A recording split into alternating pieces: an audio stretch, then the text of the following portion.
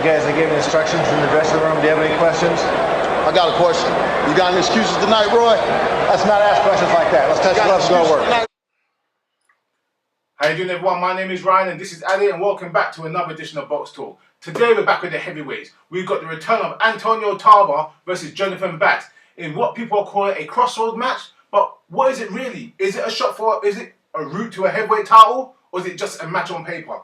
Adi, what do you think? Just a match on paper. End of video. No, look. Both of these fighters are almost in strange positions. Obviously, Johnathan Banks has been the trainer of Vladimir for ages. So when Vitaly and Vladimir both had titles, for him there was almost no route. So it was almost like, okay, what am I actually training for? I mean, to get to a stage where I fight for title, I'm not going to fight Vitaly or Vladimir. But Main Steven has, I think, given Johnathan Banks, and I think it will give Johnathan Banks a new lease of life, where there's actually now a target. Yeah. Someone I can actually go for. I think he's lacked, not confidence, I think he's lacked motivation recently, which is why he's almost become like a part-time boxer / trainer.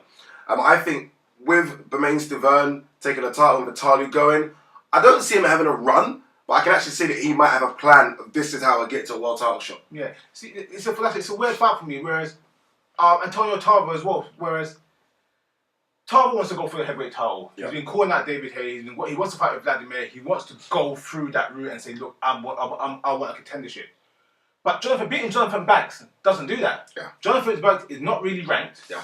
Yeah.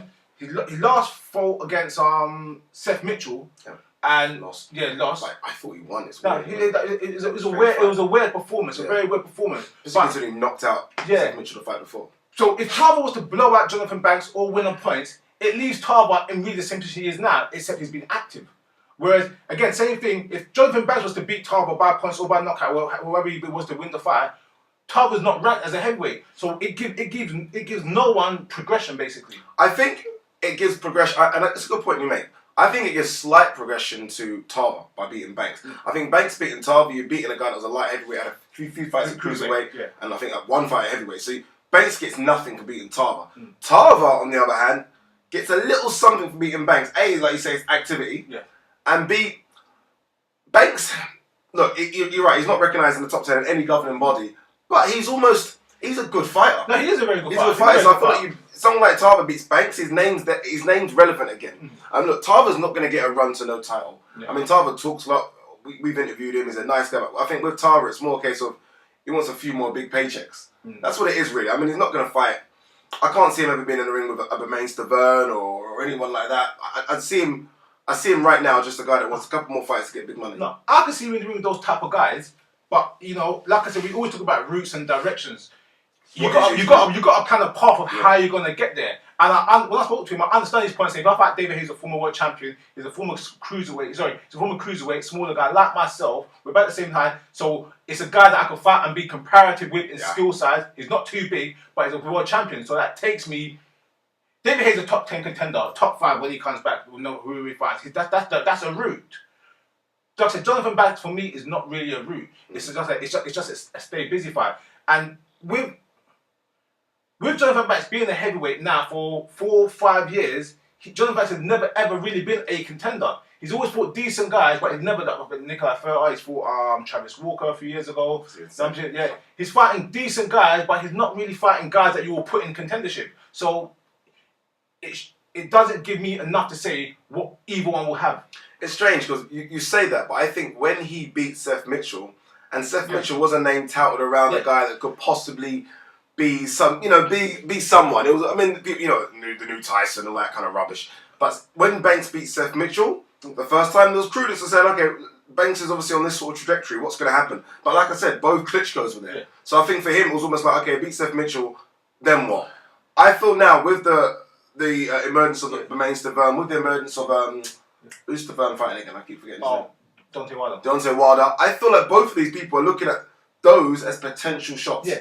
So the thing about the win against Seth Mitchell, and again, this is no disrespect to Seth Mitchell, that he tried his best. He's a former American football player, but behind closed doors, with our friends around people, we used to laugh at him. We were like, this guy can't really make it. And I'm trying to say, and we looked at his technique. We said, this not in hindsight. This is before all the fights. We looked at him and said, this guy is going to get hammered if he fought someone like Vladimir. It worked. So even though Banks won, was anyone really shocked? Yes, it was quick, but it wasn't a surprise. No, it wasn't. You're right. I mean, Banks is a skilled boxer. There's no two ways about it. Yeah. One thing people forget about Banks, he's a very skilled boxer. But like I said, look, A, it's a stay busy fight for both of them. And B, look, there's a lot of heavyweight fights going sort of between now and, December. Yeah. I'm not saying these guys will be in the mix, but I think they could be in the mix with the losers of those fights. Like a Perez, for example. I mean, obviously, after losing to Brian Jennings, if Banks comes through, maybe Perez fight is an option. Do you know what I mean? So I think they could have a say with the losers of the fights. And then one of them could... Look, heavyweight's that kind of division now where a good win, a knockout or blowout, you've got a chance of fighting anyone in the top 15. Once you do that, there's always a chance. I mean, Deontay Wilder's fought nobody. Yeah. Yes, he talks a lot, he's got a name, he's fought nobody, he's got a chance now at the main Stavern. So you never know. Heavyweight's also one of those divisions, it's a strange division where it seems as though you get fights for calling out people more than any other division. Yeah. There doesn't seem to be any ranking or... It's just weird. It seems like I got the biggest mouth, I call out someone, there's a chance I can get a fight. And, you know, the biggest mouth in the heavyweight division is definitely Antonio Tarver. Yeah. You know what I mean? So how do you call the fight? What are you going for? I'm going for... Would it be the upset? I'm going for Tarver to take this. I am. I just feel like Banks is comfortable in his position, it seems, as Vladimir's trainer. Yeah. He seems to almost be a part-time boxer now. I don't see the hunger from him when he was at the lighter weights. I'm not quite sure, like you said, what's his goal. Yeah. We've heard Tarver. Tarver's goal's clear. I want another crack at the title. We start calling out names. Banks doesn't really do that. I kind of feel like right now in his position as Vladimir's trainer, he's just going to be happy with that. And I think this is almost I can still box fight. Look, I can still do this, guys. Well, I think Tarver's going to run through him and win it by a point decision. Yeah, I agree. I'll go for Tarver as well. Johnathan Banks is a very skillful guy, but Johnathan Banks seems to when he wins fights, he overwhelms guys that are less skillful. Yeah. And he seems to not outclass them. No, might get to a shootout, but when he kind of steps up, he seems to have problems. And when I say step up, it doesn't mean it's huge steps. But guys that he can't really outbox as smoothly. He ain't gonna outbox Tarver. Yeah, guys that he can't. When you fought like even Thomas Adamack, he's a very good boxer, but Thomas kind of overpowered him and out-hustled him. Yeah. He loses. Yeah. Same thing with the Seth Mitchell fight, whereas he could outbox him, but he kind of got into a lazy and he just couldn't get over the physical disadvantage of the rematch and the work rate as well. So in this fight, I see this here, whereas he's not going to outbox Tarver and have an easy boxing match. He's not overly over-skilled. Yeah. So he's going to be in a boxing match with a guy who is in the same class as him. Same size as well. Tarver's probably a bit bigger. Yeah, maybe a little taller. Frame, yeah. The only difference in this fight I see is Tarver's age. Where Johnathan Banks is mostly early 30, 31 years old. Tarver's about 45. So it's on Johnathan Banks to make the older guy work. Yeah. But I don't think he's going to make him work. If Johnathan Banks comes in his normal mode, he's going to be box and play safe, and Tarver's going to be on him.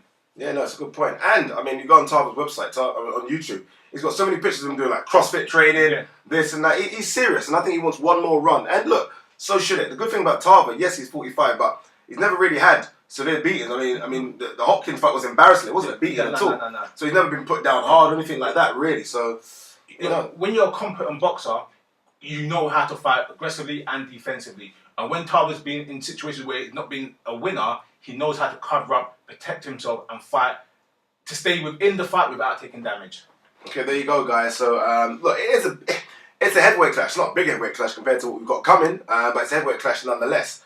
Antonio Tarver, Johnathan Banks, both guys really coming up from the lighter divisions are going to square off. Like we said in this video, I think this fight for Tarver is a must-win, really, to kind of put himself in. For Banks, look, he's comfortable. He's Vladimir's trainer. He's comfortable. He's earning good money on that side. I don't really think he knows what his path is. Tarver definitely knows who he wants to fight. After this fight, don't be surprised if he calls that David. Don't be surprised if he calls that every single person in the heavyweight division. He wants to fight, so he's probably going to get him. But look, guys, what do you think? Leave your comments below. Email us at BoxTalk@hotmail.co.uk, and don't forget to follow us on Twitter at BoxTalkUK. Also, guys, don't forget to subscribe. Thanks for all our subscribers. We went over 500 recently, didn't we? Yeah. It's quite good. Not bad. bad. It's coming. It's coming. Also, don't forget to follow ringnews24.com. And thanks for watching another edition of BoxTalk.